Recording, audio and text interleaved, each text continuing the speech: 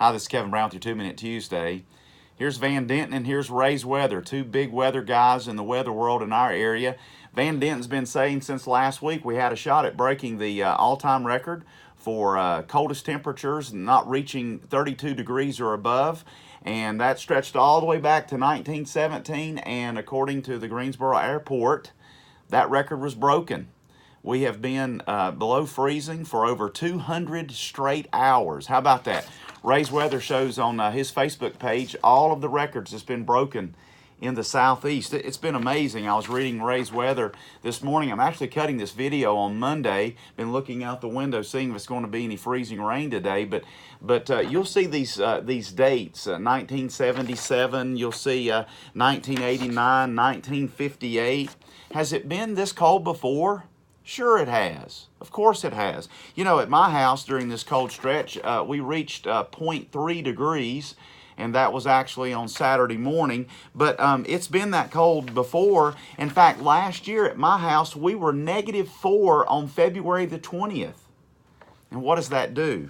Well, I took this picture early this morning. That's Lewis Fork Creek, and it's basically, most of it's frozen over.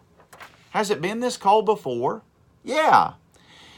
But it's interesting that all the climate change fanatics want to say that this cold snap is because of climate change. Well, you know what? It is climate change. That's a redundant term. The climate has always been changing. Let me show you something. 1983-84. This is how cold it was. I remember how cold it was in 1983-84. And here's how cold it's been in this snap that we've had in early January. Very similar. You see? Very similar. Yes, it's been this cold before. And it was really cold in 1917. And it was really, really cold in 1889 and 1967 and 1977. It's amazing how the global warming people changed their phrase from global warming to climate change, because Al Gore said that the polar ice caps would have thawed out by 2014. Well, it's 2018 and they haven't. You see, when you take an agenda and you take supposed scientists, and which are really fanatics, and you try to work backward to reach your own conclusion, that's like trying to pound a wooden peg into a square peg in a round hole. And that's what these climate change people do. Hey folks, let me tell you something. The earth has been changing and climatically been changing for millennia, and it will continue to change. Let me say this. We're heading for a January thaw. This was early January 1968. See how cold it was? But in 1968, the year I was born, there was a mid-January thaw. See that? But by February of 68, it's cold again. And by March of 68, it's still cold. Let me tell you something. There's going to be a thaw, a little brief thaw, then it's going to get cold again. Then by the end of the month, there's going to be an even greater thaw into the first part of February.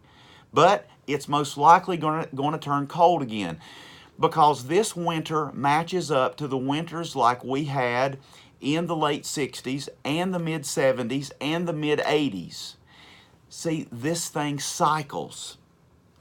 And all these fanatics out there that try to push their agenda and try to get their money, the Al Gores of the world, they scratch their heads. Let's see, back in the summer when it was really, really hot, that was climate change. And now in the winter that it's really, really cold, that's climate change. No, it can't all work your way. This is the earth making its changes as it always has until the Lord Jesus returns, and then there will be some major global warming. 2 Peter 3 talks about that. This earth's going to burn.